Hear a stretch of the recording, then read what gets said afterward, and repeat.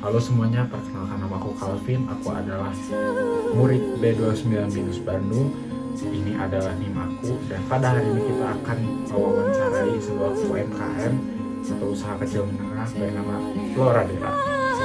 Hai, nama saya Artalita Prilyani dengan NIM 2902568621. Halo, perkenalkan nama aku Dominic Alexander Fernando dengan NIM 290191117.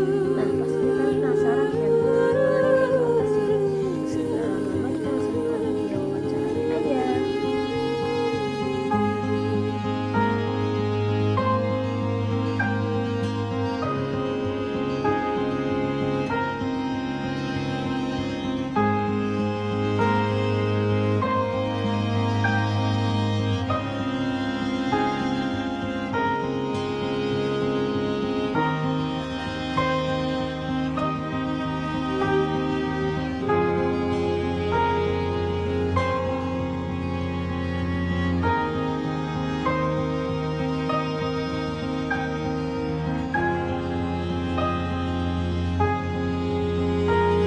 Jatuh dan tersungkur di tanah aku,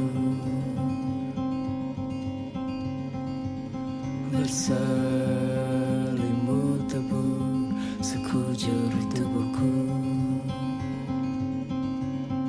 Guys, jadi kita sekarang yang bersama My Uncle. Boleh dikenalin nih.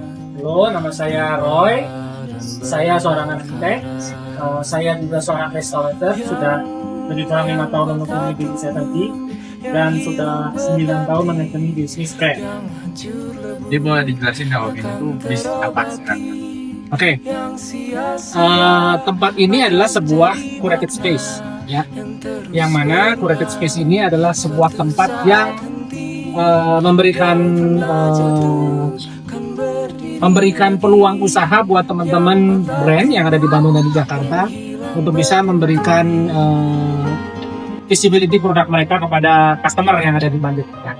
Bagaimana cara Om untuk menemukan passion dan motivasi untuk membangun bisnis ini? Oke. Kalau ngomongin passion, Om adalah arsitek. Yang kedua, Om paham betul dunia event organizer. Kemudian setelah pandemi, akhirnya Om pivot ke retail. Nah, jadi dari semua perjalannya cerita tersebut, akhirnya saat ini Om mencoba menggabungkan semua jadi satu di tempat ini yang namanya Curated Space Flora Dera. Jadi sebelum mulai tempat ini tuh Om tuh bisa menilai kelayakan dari tim, dari kayak lokasi sampai resiko yang Om bakal adepin gitu tuh bagaimana gitu? Oke, untuk memulai bisnis di zaman sekarang ya seperti yang udah bilang nggak mudah. Ya, kita perlu punya fundamental yang kuat. Ya. Tadi Om udah cerita bahwa untuk memulai bisnis nggak bisa cuma mulai passion doang. Ya. Kita mesti lebih ready dari. Ya. Om punya beberapa poin yang kalau Om mau share untuk membangun sebuah bisnis itu, ya kita harus punya beberapa hal. Pertama, yang jelas kita harus punya keinginan yang sangat kuat. Kalian boleh sebut itu passion, kalian boleh, tapi rata-rata si Om menganggap passion itu keinginan yang sangat kuat. Bahwa kalian yakin, beli dalam sistem diri kalian bahwa gue bisa menjalankan ini. Gue beli bahwa produk ini adalah produk yang memang dibutuhkan di market atau yang memang marketnya ada, ya. Sehingga kalian punya keyakinan yang luar biasa. Terkait dengan pertanyaan tadi, ya artinya bisnis dengan resikonya sudah kebayang belum jawabannya? Bagaimana Om melihat visibility dan melihat resiko bisnis sudah tadi jawabannya? Semua harus dipikirkan, fundamentalnya mesti kuat, ya. Dan akhirnya kalian siap untuk menjalankan bisnis. Dari mulai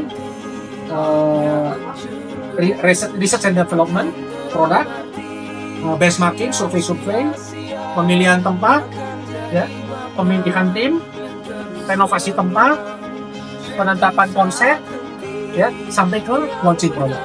Tapi nanti habis launching produk, lain lagi itu ada step lain lagi banyak.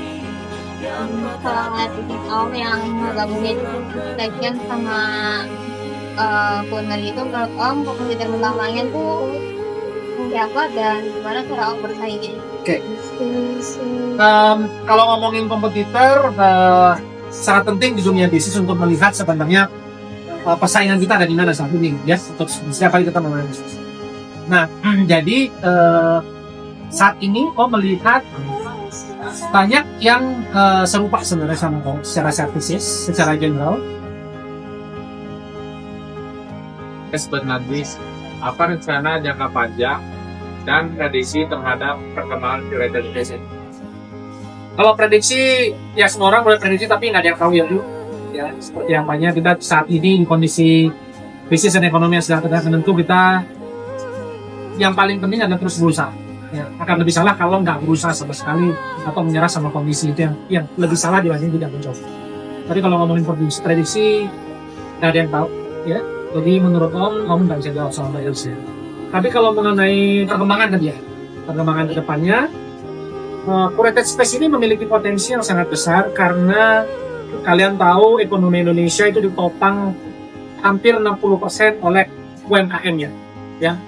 Ekonomi Indonesia waktu krisis moneter sebelumnya data menyebutkan bahwa Indonesia itu diselamatkan oleh UMKM, bukan oleh perusahaan-perusahaan besar.